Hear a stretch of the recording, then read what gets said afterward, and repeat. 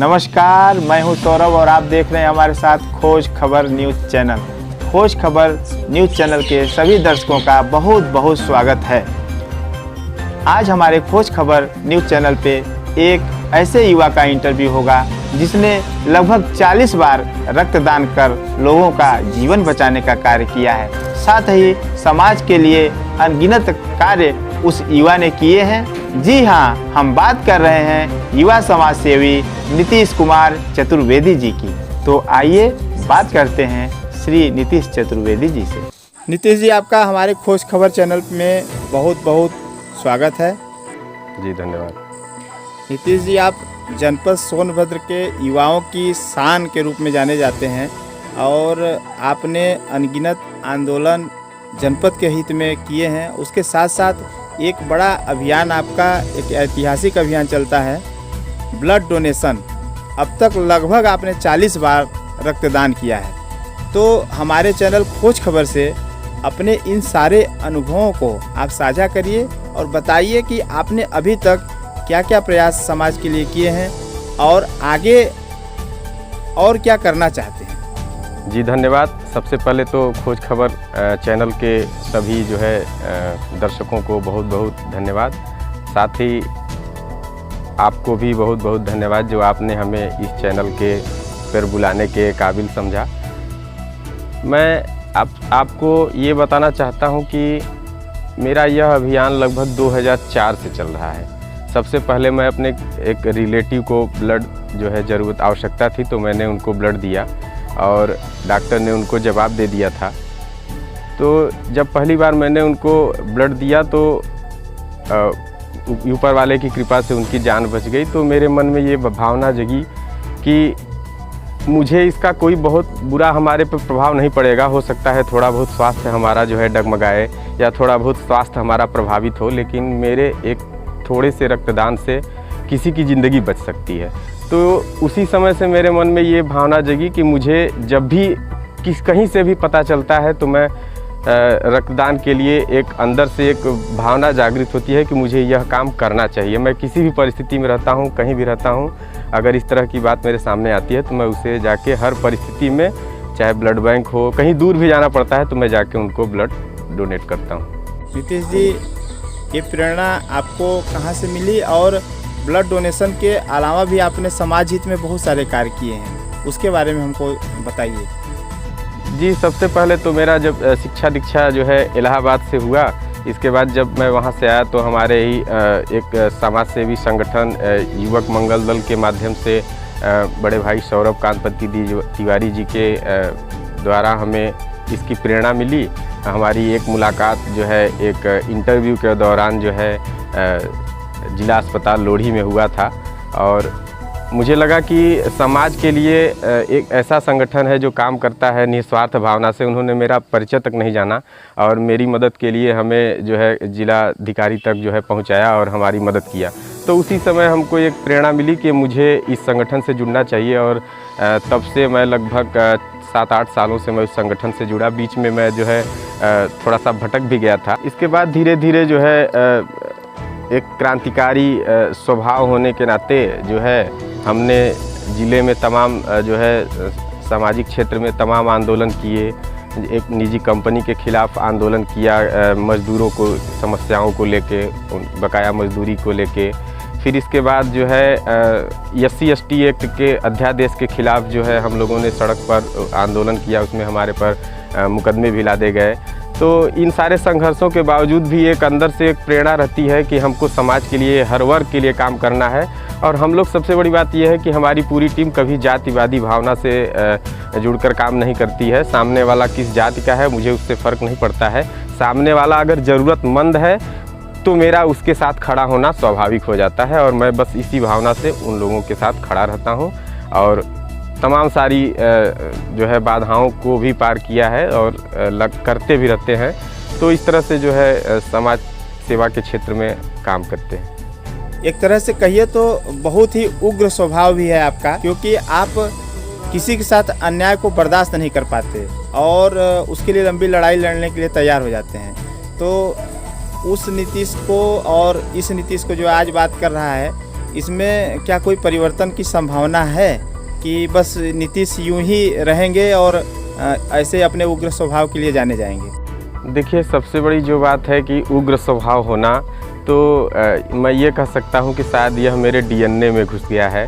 और ये एक दूसरे तरीके से अगर कहा जाए तो जहाँ सत्य की बात होती है वहाँ बिना क्रांतिकारी या बिना क्रांति के या बिना आंदोलन के सत्य का कोई वैल्यू ही नहीं है, क्योंकि सत्य को बार बार परीक्षा देना पड़ता है।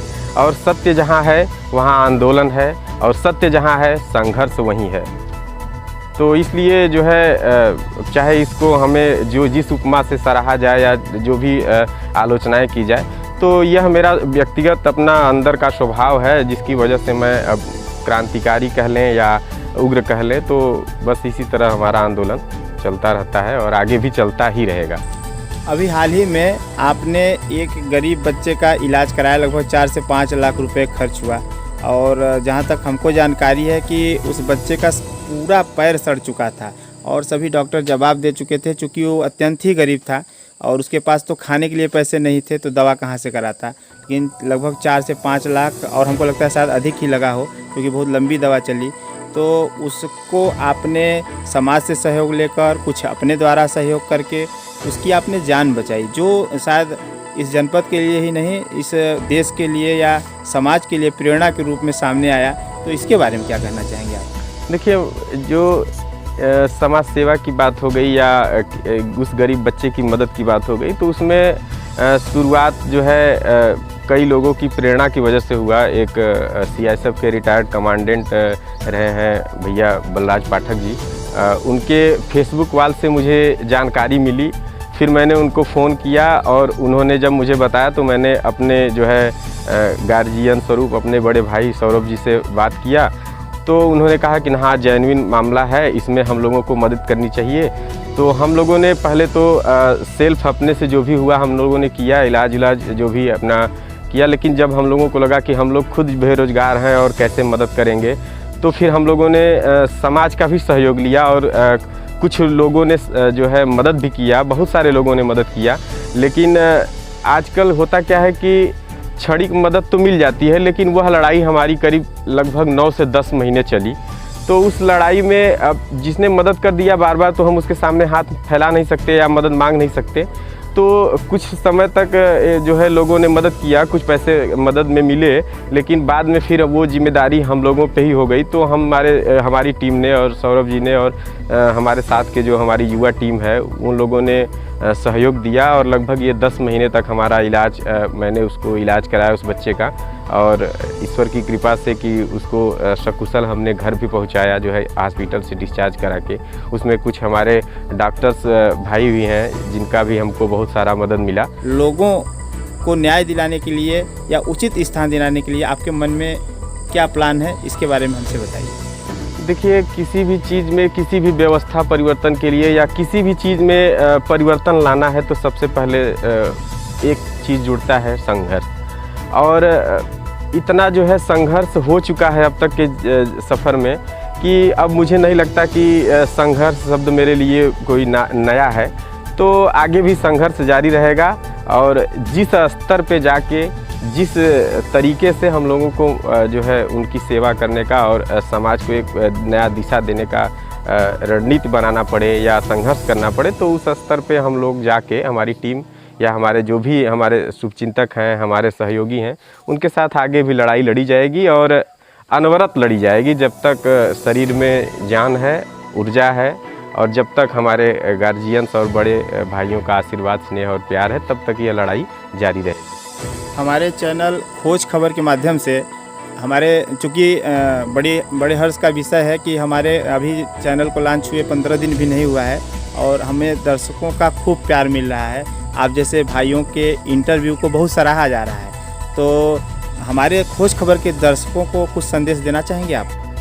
जी, सबसे बड़ी बात तो ये है कि यह जो चैनल है वो हमारे बीच का चैनल है, या यूँ कह लें कि जिसकी आवाज़ कोई सुनना पसंद नहीं करता है, जिसकी बातों को कोई दिखाना पसंद नहीं करता है। क्योंकि एक समाज सेवी का या एक छोटे व्यक्ति का जो है सराहना करने से किसी की टीआरपी बढ़ने वाली नहीं है। तो ये मेरे लिए सौभाग्य है और इस चैनल के लिए भी मैं बहुत सारी शुभकामनाएं देना चाहूँगा कि जो छोटे छोटे लोगों को जो समाज में अपना आंशिक योगदान दे रहे हैं, उन जैसे लोगों को अगर आपके चैनल के माध्यम से अगर समाज में अगर मैसेज दिया जा रहा है तो यह बहुत अच्छी बात है। और मैं बहुत बहुत शुक्रगुजार हूँ और शुभकामना भी देता हूँ कि आगे भी यह चैनल अनवरत चलता रहे। और समाज के जो, या तो हमारा ज़िला तो अति पिछड़ा है, तो समाज के अति पिछड़े ज़िले के जो लोग हैं और जिनकी प्रतिभाएं हैं वो इस चैनल के माध्यम से निखर कर बाहर आए और लोग उनको जानें। आपको एक चीज़ और मैं बताना चाहूँगा कि यह हमारा ज़िला है और हमारे ज़िले का ये सबसे बड़ा दुर्भाग्य है कि हमारा यह ज़िला बहुत सारे प्रतिभाओं से भरा हुआ है। बहुत सारे यहाँ गोल्ड मेडलिस्ट से लेके अच्छे अच्छे मंचों पे प्रतिभा करने वाले लोग हैं, संघर्ष करने वाले लोग हैं, लेकिन यहाँ की जो है यहाँ के लोग ही उनका सम्मान नहीं करते। क्योंकि जब भी होता क्या है कि जब अपना ही घर, अपना ही परिवार, अपने ही लोग जब उसका सम्मान नहीं करेंगे तो वो प्रतिभाएं क्या होती हैं, वो दब जाती हैं, वो प्रतिभाएं निकल कर बाहर नहीं आ पाती। हम बाहर के लोगों को बुला के बहुत सारा सम्मान देते हैं, लेकिन अपने ही घर, अपने परिवार और अपने बच्चों को, अपने जनपद के बच्चों को, आदिवासी, पिछड़े या गरीब, बहुत सारे ऐसी जो है प्रतिभाएं हैं जिनको हम नज़रअंदाज कर देते हैं और उनको उसका जो है उचित जो है सम्मान नहीं दे पाते हैं, जिससे उनकी प्रतिभाएं जो है या आगे का मार्ग जो है जो होता है वो अवरुद्ध हो जाता है। तो मैं ये चाहूँगा कि इस चैनल के माध्यम से जो अति पिछड़े क्षेत्र के जो बच्चे हैं उनकी प्रतिभाओं को दिखाया जाए। और मैं जनता से भी और अपने जनपद वासियों से भी और यहाँ के क्षेत्रीय लोगों से भी मैं अपील करूँगा कि इस तरह की जब भी कोई प्रतिभाएं सामने आएँ तो जो है उनको उनका उत्साहवर्धन करें और उनको उचित सम्मान दें। नीतीश जी, आपने अब तक जो समाज के लिए किया है वह शायद उसकी तुलना नहीं की जा सकती। फिर भी हमारा चैनल बहुत बहुत आपको बधाई देता है कि आपने एक परिवर्तन बहुत बड़ी चीज़ होती है, परिवर्तन करने का जो बीड़ा उठाया है, उसके लिए हमारे खोज खबर चैनल की तरफ से आपको बहुत बहुत शुभकामनाएं हैं कि अनवरत आप इसको करते रहें और सच्चाई जो होती है उस अंत में सच की ही जीत होती है। लोग कहते हैं सच कभी हार नहीं सकता। तो आपको शुभकामनाएं, आप यूं ही लड़ते रहिए और यूं ही चलते रहिए, एक दिन आपको मंजिल ज़रूर मिलेगी। और हमारे खोज खबर चैनल से जुड़ने के लिए आपको पूरी यूनिट की तरफ से बहुत बहुत धन्यवाद। अभी आपने एक क्रांतिकारी युवा को सुना और उनके विचारों को जाना। आगे भी आपको नीतीश चतुर्वेदी जी जैसे युवाओं का इंटरव्यू हमारे खोज खबर चैनल पर देखने को मिलता रहेगा। तब तक के लिए मुझे यानी अपने सौरभ को विदा दीजिए। जय हिंद, जय भारत।